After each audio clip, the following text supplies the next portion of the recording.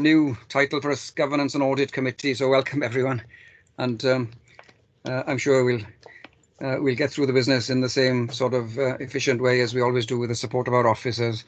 Therefore, the next item, item 2, is chair announcements. I did ask earlier and I forgot. The vice chair, Councillor Neath, has had to send her apologies because she's got some urgent child-minding duties. Gillian Gillette will not be joining us today, so we welcome Kate Harvard.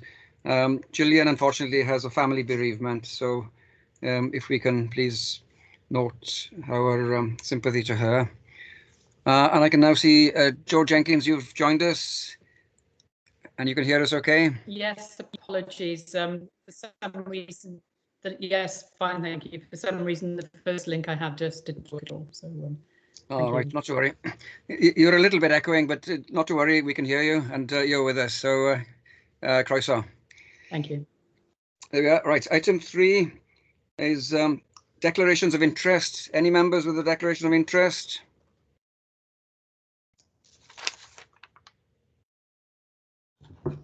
Right, I'm going back now then, because Jo has joined us to the roll call and my announcements on item 1. So once again, Founder Croeso, welcome to the first meeting of the so-called Governance and Audit Committee. Here we are on the 23rd of April 2021. So making you all aware that the meeting is today being recorded. Can I welcome any members of the public and press who may be joining us? And can I kindly ask you to observe the meeting only and not speak or participate? I can't see actually any members at the moment with us. Can I please remind everyone to switch your phones to silent for the duration of the meeting? And in addition, can I refer you to the protocols for remote meetings which have been previously circulated? Namely, your microphones should be switched to mute unless you're speaking. Should you wish to ask a question or make a comment, can you please indicate either via the Teams chat function or by raising your electronic hand. I'll assume that you've all read the paperwork before us today prior to the meeting. And please only use the chat function to indicate if you wish to speak as an alternative to the electronic hand function or to raise any technical issues. When asking a question, can you please indicate which page number you're referring to? So the first item now then is to do the roll call. I'm Councillor Del Morgan as chair. I'm present. I'll now call upon Democratic Services Officer Nicola Heaton to take the roll call. Nicola? Thank you, Chair. Councillor Renkes? No? Okay. Councillor Freegard? Present. Councillor John Miller? No? Okay. Councillor Richards? No. Okay. Councillor Wood? Present. Councillor Maison? Present, Nicola, here. Thank you. Councillor Davis, Oliver Davis? Present, Nicola. Thank you. Councillor Rachel Taylor? No. Okay. Councillor Woolcock? Yeah, present, Chair. And Councillor Helen Perry-Clark? No. Okay. And we've got apologies from Councillor Purcell. We've got voting lay member Joanna Jenkins. Good afternoon, everyone. And then officers Hugh Jones. Yes, I'm present, Nicola, and I can see Councillor Rankins is mentioned as a participant, so I'm not sure whether there's some sort of communication issue there. Right, okay, I'll look into that. Thank you, Hugh. Thank you. And Anne-Marie O'Donnell. Present, Nicola. Thank you. And then we have Audit Wales. You've had apologies from Gillian Gillette, and we have Kate Harvard. Present. Thank you, Kate. Is there anybody I've missed out? Yes, Councillor John Miller. Just thank you, Councillor. I think that's it, Chair. Thank you. Thanks, Nicola. Thank you, John. Welcome. Right, we've effectively dealt with items 2 and 3. There are no more announcements. Unless, John, if you've got a declaration of interest, I take it as not. So, no, sir, none. Thank you. Therefore, right, item 4 will be the minutes of the previous meetings for approval. These will start on page 3. So first of all, pages 3 to 7. This is the audit committee of the 11th of January. So if I call the pages, anybody shout out any amendments or errors if you see them. Page 3, page 4, page 5, page 6, page 7. If no amendments, all members happy to accept those? I have a hand up from Joanna Jenkins. Joe? I'm happy to accept them, but I just wanted to raise one issue relating to keeping me as the lay member up to date with regard to matters raised under item 2 of that particular set of minutes. Okay, so this is the changes under the new act. Here we are. Officers, please note, and I'm sure there will be changes evolving from time to time, and Jo needs to be made aware of them, as she's not on the regular list of members. It's just given there's some time ago, I would have expected by now to maybe have had some communication about it. So. Right. I am aware that my colleagues, the councillors, have had some information via a seminar, and I think there's a summary document available that that could possibly be sent out to Jo. Nicola, can you look into that afterwards? Yes, certainly, Chair. Thanks. Thanks very much. Chair, before we move off that point, it's just the principle that I don't know what I'm missing if I don't know what I'm missing. Yeah, I can't keep asking the same question. That's right. Thank you. Okay. That point is taken. Thank you. Right, the set of minutes then, starting on page 9, is the Special Audit Committee of the 15th of March, chaired by the Vice Chair. So again, calling out the pages, page 9, page 10, and page 11. Members happy to accept those? Okay, thank you. I'm monitoring the chat here, so if anybody wants to say anything technically, can you use that, either the hand up or failing all else, you'll have to unmute yourself and call me if I don't see you. Thank you. Right. Item 5, which is the 2021 audit plan. These notes are pages 13 to 30. And Gillian Gillette has sent her apology, but Kate Harvard is here formally to present those. Kate, would you like to just summarise these for members? Thank you, Chair. Afternoon, everybody. Again, apologies on behalf of Gillian. For those of you that don't know me, I'm Kate Harvard. I'm the financial audit lead for our audit work. Fairly standard, I think, template that you hopefully are all fairly familiar with in terms of our 2021 financial audit plan, and are covering also our performance audit work for the calendar year 2021, so the next 12 months. I'm not going to go through it line by line. I'll just draw your attention to a couple of points. Financial audit, on pages 18 and 19, where we've summarised the risks around our financial audit. These are fairly standard risks. They're national risks. There's nothing specific for Neath Talbot this year. And the other thing to draw your attention to in terms of financial audit is the proposed timetable. We are aiming to complete our audit work by the 31st of July.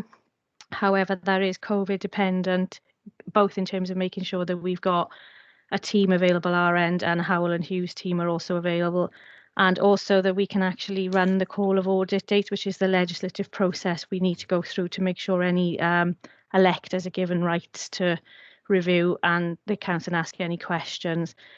Hopefully lockdown arrangements will continue to, if not stay the same, then get more relaxed, so we can run through that process in due course.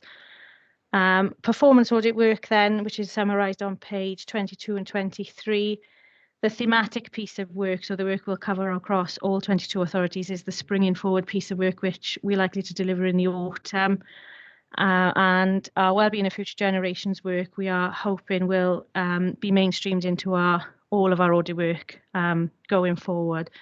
Happy to take any questions or comments, Chair. Thank you. Kate, thank you. Members, you may have questions on any aspects of this report. I don't necessarily need to go through them in the sequence or in the order of the report. So any hand up, please. I'll take questions.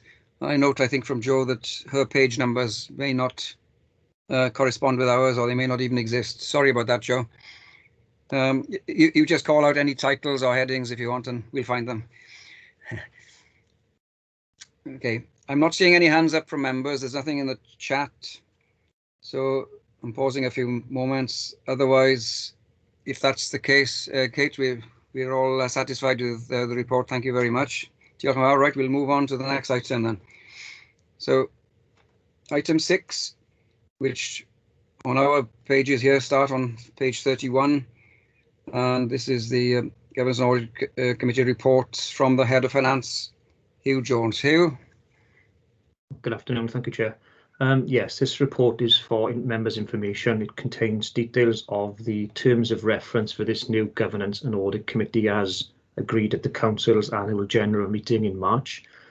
The terms of reference are as per the previous Audit Committee, with the exception of the fact that there's now an inclusion that this committee has to look at the effectiveness of the authority's complaints procedure. So we will be expecting a officer from the Chief Executive's Department to be joining us in future meetings to be able to look at that item of business, Chair. Diolch, Hugh. Can I just inform colleagues that there is a vacancy and the authority is promoting or advertising for this this position now. So hopefully we'll have it filled very shortly. Are there any questions in relation to the new terms of reference? Joanna? In light of the addition about the rightful addition about the complaints procedures and processes, can I be sent copies, unless everybody else needs them as well, of all the relevant up-to-date complaints procedures, mechanisms for people to actually make a complaint, either within the body of the organisation or externally, please? Indeed, Jo, yes. Officers, perhaps we can send Jo the current situation.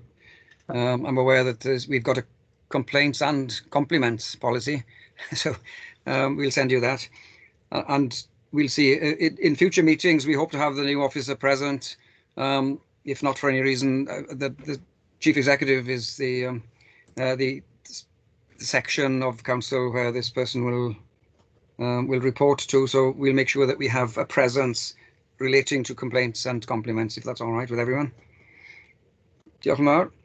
Right, item 7. This is the internal audit update report, starting on page 35 up to 46. And again, Hugh, if I can ask you to introduce this. Thank you, Chair. Yes, this is the standard progress report and details audits that have been completed since the last meeting in January. Members will note that now the Internal Audit Service has returned to full complement, having assisted in the authority's response to the pandemic with a TTP service.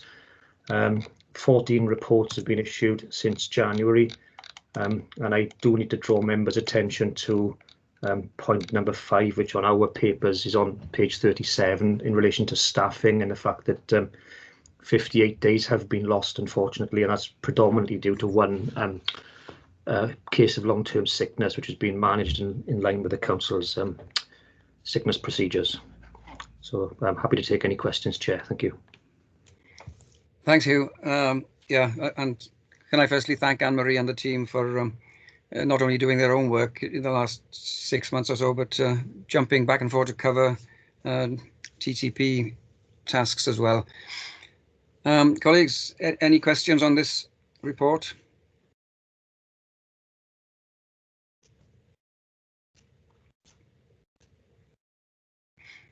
I see no hands up. Therefore, again, thanks Hugh. Item 8 is the internal audit plan for the period the 1st of April 2021 to the 31st of March next year. Starting on page 47 on our papers, right through to page 70. There is a recommendation on page 50. We'll come back to that. First of all, Hugh, would you start presenting the report? Yes, thank you, Chair. Again, this is now the plan for the forthcoming current financial year now in terms of the areas that the Internal Audit Service intend to look at in some detail. They're itemised in Appendix 1 of the report, including the various risk factors. The report does also contain a recommendation that we move from a rather historic system of a 5 risk rating register to a more up-to-date assurance rating, so 4 assurance ratings. So that's something for the committee to consider this afternoon, Chair, as to whether they're prepared or would like to move to that reporting mechanism. But apart from that, Chair, the report is self-explanatory.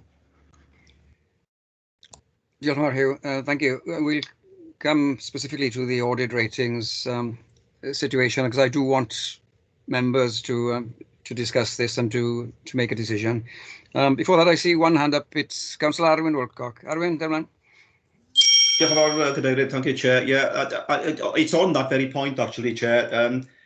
We've historically, as he was just stated, had a risk rating of 1, 2, 3, 4, 5. Other ratings we have is a RAG rating, of course, red, amber, green. And I'm just thinking, Chair, that I have no problem at all with what is being proposed. But I'm just wondering whether we should add something. I think it's more understandable if there is a 1 as a low risk, 5 high. And I was thinking, Chair, and I'll hold this up, I don't know whether members will be able to see it. What I've done is I've highlighted each of the headings, substantial, reasonable, limited, and no assurance, as follows, with a green, yellow, amber, red. And I'm just wondering whether that would help make it easier to understand for everybody concerned. So that's my only comment, Chair, would be the addition, perhaps, of either, I don't think 1, 2, 3, 4 would be much use.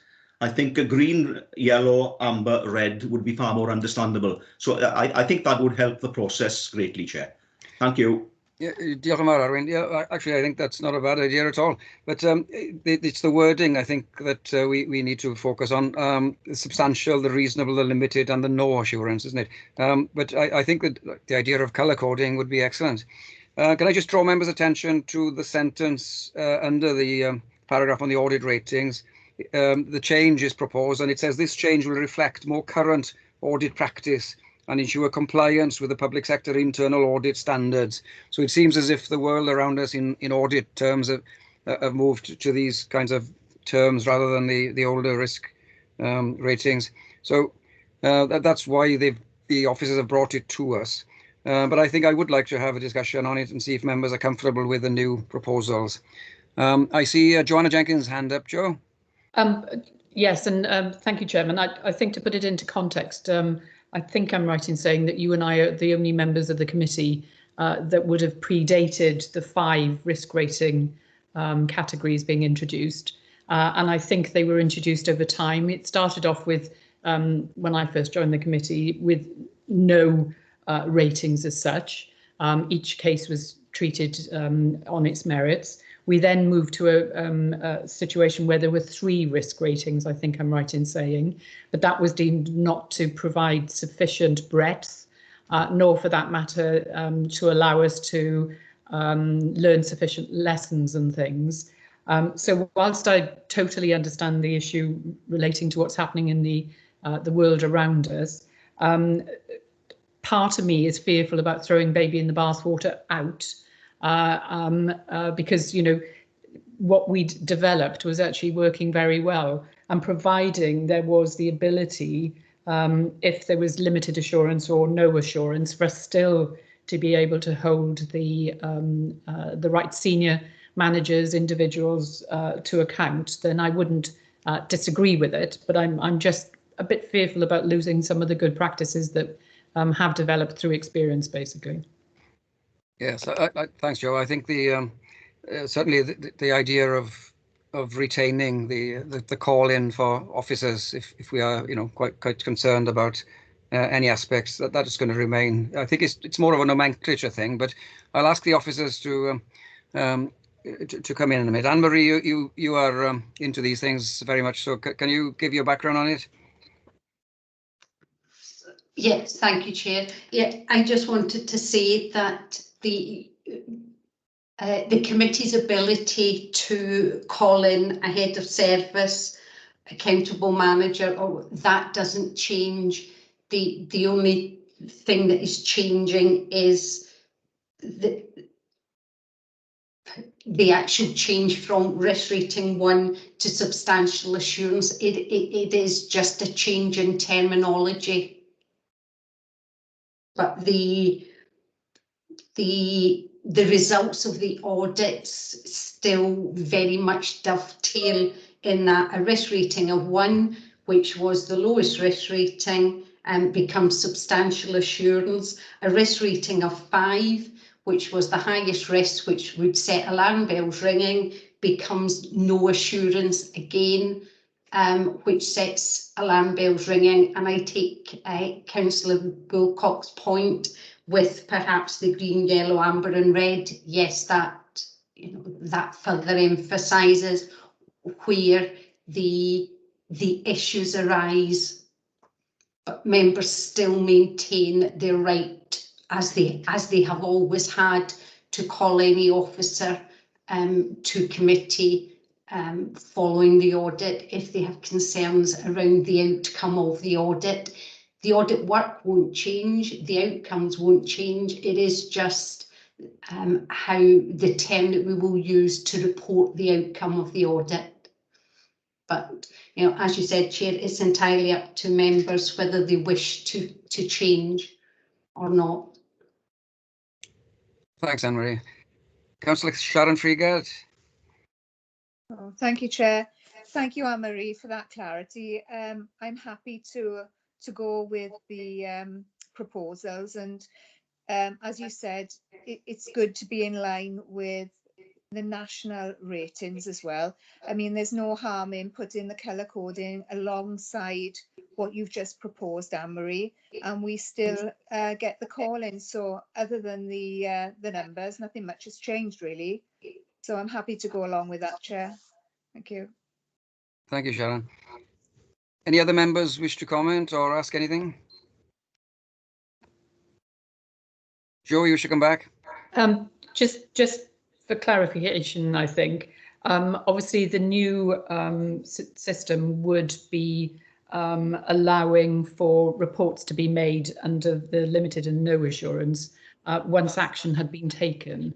Does that mean that the whole matter has to have come to a conclusion before the individuals, the head of service, would actually attend the meeting, or would there be some form of interim position as things develop? I would have thought so, but I'll ask Anne-Marie to answer that one, please. I think what would happen would be at the end of the audit, the auditor, in conjunction with myself or the senior, goes through the audit, and we then put it through our formula, and then we will have the assurance rating. It will then be in members' papers. Now, if memory serves me right, I think at some point, it wouldn't have been last financial year because our committees didn't run quite properly, but the year before we did agree that if we had a risk rating of 5 at that point, then I would make contact with the chair. I would advise him of that, and we would then, following that discussion, notify members and either provide members with a summary of the audit and the reasons for the risk rating, or the full report, to enable members to then make the judgment as to whether, yes, actually we do want this accountable manager, head of service, head teacher or whatever to come to the next available committee. We did have that agreement that rather than wait until the next committee, we would do something in the middle to make sure that the officer could attend the next scheduled committee. Thanks, Anne-Marie. I think we certainly would intend to do that. There's a request in the discussion. I'm trying to read. Where is it? Okay, Joanna Jenkins is asking, can we build that in so the point is not lost? I think that's already in, if I'm not mistaken. But Anne-Marie, is that something you can just formalise? Yeah, I'm happy if members are that I add something in the no assurance, just a sentence to say what I've just said, and then it's incumbent upon me then that when I have a no assurance audit that I then follow that through. Members happy with that? Yeah, I can see Joanna is happy with that. Is there any other member wishes to either add or change anything in relation to that? I think we're all happy with that, Anne-Marie, thank you. Right, just to be sure that we've covered this fully, that's the key point as far as I was concerned when I was reading through the whole report, to make sure that we have a discussion and a decision on this. But the report covers other things as well, including the plan. So are there any other points or questions members wish to raise at all on this item 8? Joanna, your hand is up. Purely and simply because you're moving from one process to another process partway through the year. And I'm just wondering how the reports are going to look as they morph over from one to the other. You mean in terms of the ratings? The ratings, yes, because you've currently got ratings. I'll ask Anne-Marie. I was aware that changing systems means that, okay, on the one hand, it's more difficult to compare and contrast back in time, isn't it, in one sense? But on the other hand, we'll be able to compare and contrast with other authorities and other public sector bodies.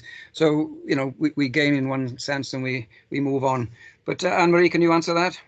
Yeah, the intention was, Chair, to apply the new assurance ratings for the new plan.